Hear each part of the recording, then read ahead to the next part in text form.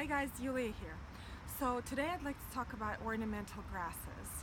I absolutely love ornamental grasses. They are one of those foundation plants in your perennial borders and around the garden. They are generally four-season interest plants, but fall is pretty much the peak time when they look their best. They're starting to bloom, they're starting to get a little color and set seeds. So I will walk around my garden and just show you some plants, some grasses that I have. And my garden is not 100% suitable for grasses because generally they like more sun than I have in my garden. But I do have some grasses that can take semi-shade and even shade. So I will talk about grasses that are short, medium size, and tall. I will mention some of the native ones. So I will start with this one here. This is Northern Sea Oats, and absolutely one of my favorite grasses. This one the leaves look kind of like bamboo-like, and then in August they set these seed heads and they start green, and then as the season progresses they turn more golden in color. They are a little bit weedy, but they're very easy to control. So if you see some seedlings popping up here and there, you can just remove them, or you can plant them where you want more of them, and which I have done in my garden, or you can give it to your friends. They're very easy to take care of. You pretty much cut them in the spring down to about 6 inches tall, and then you let them grow. So I will show you other grasses that I have in the garden. So the next grass is one of the tallest grasses that I have. This is Miscanthus, also known as a Maiden Grass. And it's just started to bloom, so these plumes are like, look at them when they're lit against the sun, so pretty.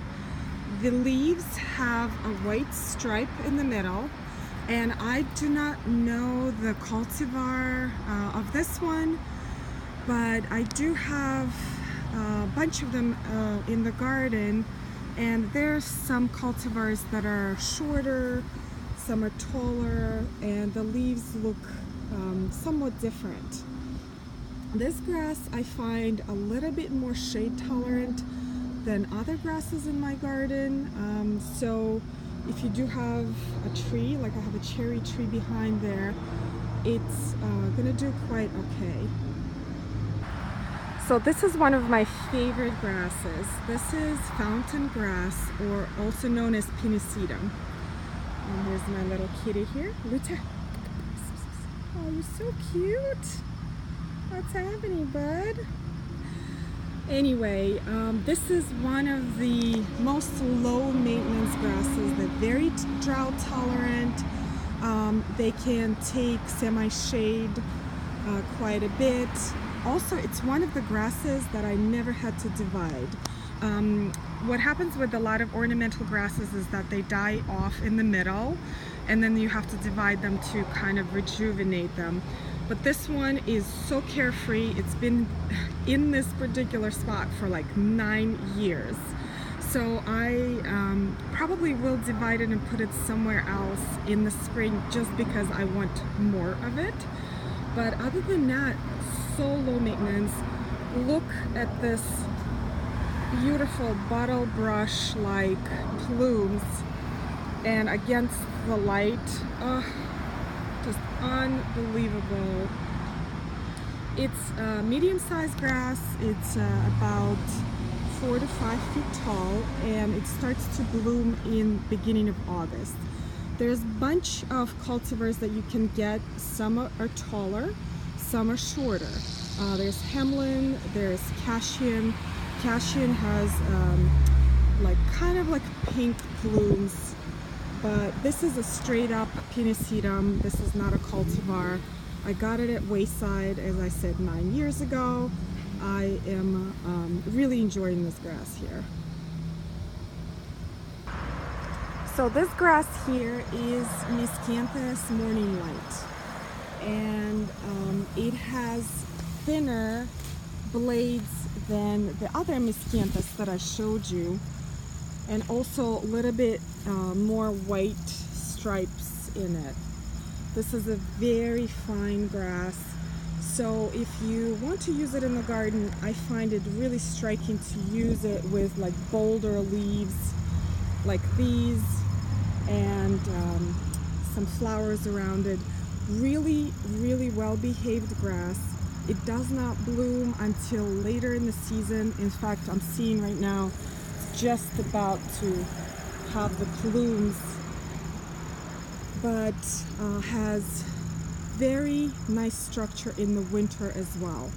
It does not flop unless you get like 5 feet of snow. It's very sturdy. And this one you do have to divide. This one tends to die off in the middle, but overall really love this grass. Some people say that Miscanthus is somewhat invasive.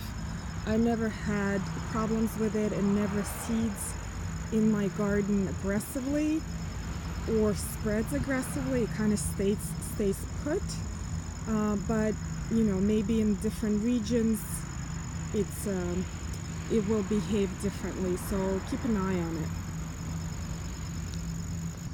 So this is an example of Miscanthus being planted in the shade, and which you should not do. It becomes really floppy. I'm not sure about the cultivar of this one. Maybe it's Cosmopolitan, but I planted it in the shade just to experiment, and as I expected, it flopped all over. I still kind of like it in the spot, but I think it would be better for the plant to replant it. But really pretty grass, nice thicker blades with a lot of white in it. My next favorite grass is Switchgrass, and this one is called Shenandoah. It has a little red tips on its blades, and this one is just absolutely gorgeous. Look at the fine texture of it. It has these very airy blooms. So this one is very sun loving, so it will not do well in semi-shade or shade. It likes to be baked in the sun 8 hours a day, and it develops more color. This one is more of the upright cultivars. There are a bunch of other cultivars that are a little bit taller, and they're shorter ones. I think there's a Northwind and there's Heavy Metal that are more blue in color, which are gorgeous, but in my opinion they tend to flop a little bit more than this one. But if you want that airy texture and contrast with bolder flowers or leaves, this one is beautiful grass. This is a native grass, and it also is being used as erosion control on banks and stuff.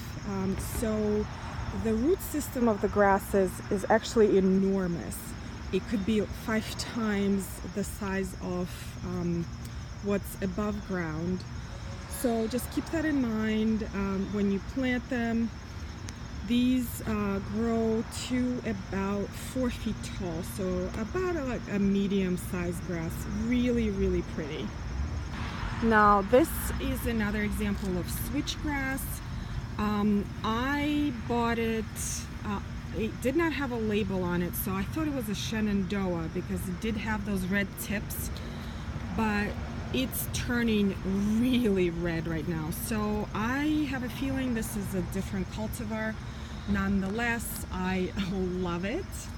And look at the contrast with those echinaceas, just gorgeous. Again, native. There's wild quinine, so a little native garden going on, and they can be really pretty.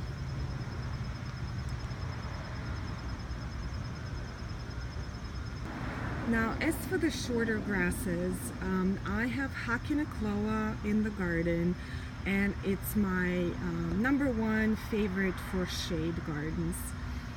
And you can see it right there. When you plant it, it looks kind of like waterfall. So planting en masse definitely creates that effect of the waterfall. There's another cultivar back there, but this one is totally shade tolerant, semi-shade tolerant. It does not do well in the sun, so it will fry, it will have brown spots all over it, but beautiful, beautiful grass. It does bloom, so it's starting to bloom right now. The blooms are kind of inconspicuous. You primarily grow this grass for the leaves, but just beautiful, beautiful grass. This one is very slow to establish. So when you plant it, buy like at least 1 gallon. Don't get the plugs because they will take forever. So, but totally worth growing this. Here's another cultivar of Hakenochloa. This one is a little bit lighter. It has that kind of like a bamboo appearance as well. So if you are afraid of bamboo, and you should not be planting one of those invasive ones, Hakenochloa is a really great substitute. Here's another short grass. This is a blue oat grass, and some people confuse it with blue fescue. I am not a big fan of blue fescue. I think they're too tight. The blades are set too tight together. This one is a looser, more natural appearance, but again has that blue, beautiful sheen on it. This one, sorry about the truck. This one is very sun-loving. So anytime you see a blue plant, it's generally likes sun. This grass does bloom. It has plumes that are about 18 inches tall. This one I planted a couple of months ago, so it hasn't bloomed yet, maybe next year. But so far, I'm really loving this. It's a nice kind of border plant that you plant in front of other plants. And again, look how it looks with the hydrangea leaves. That contrast is really pretty.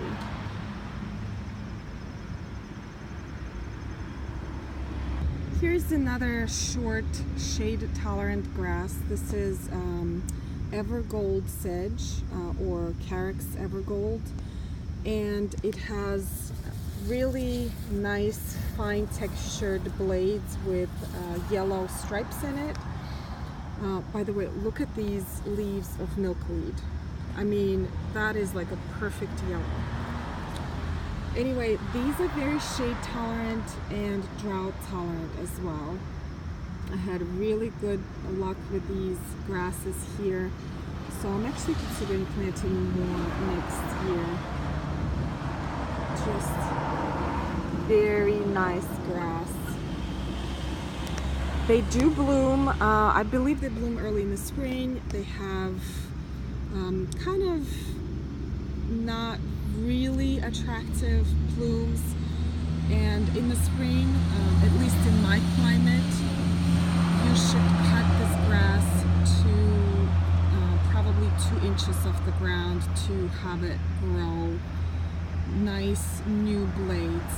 In some climates it stays evergreen all winter long, and just a very, very nice, reliable grass for the shade. So these are the grasses that I have in my garden. They are all very easy to take care of. They are the least maintenance out of all of my plants. So basically, I leave my grasses with foliage for the winter because they have a lot of winter structure, and when the snow falls on them, it's so beautiful. So unless there's like 5 feet of snow and then like totally squishes them. But then about March, I cut them all to the ground, probably 6 inches, depends on which cultivar species they are, and then I let them grow for the rest of the season. They don't require any fertilizer, they're very drought tolerant. So if you are looking for a foundation plant, 4-season plant for your garden, ornamental grasses are great. So I hope you like this video. If you have any questions or comments, post them in the comment section below, and I'll see you next time. Thanks.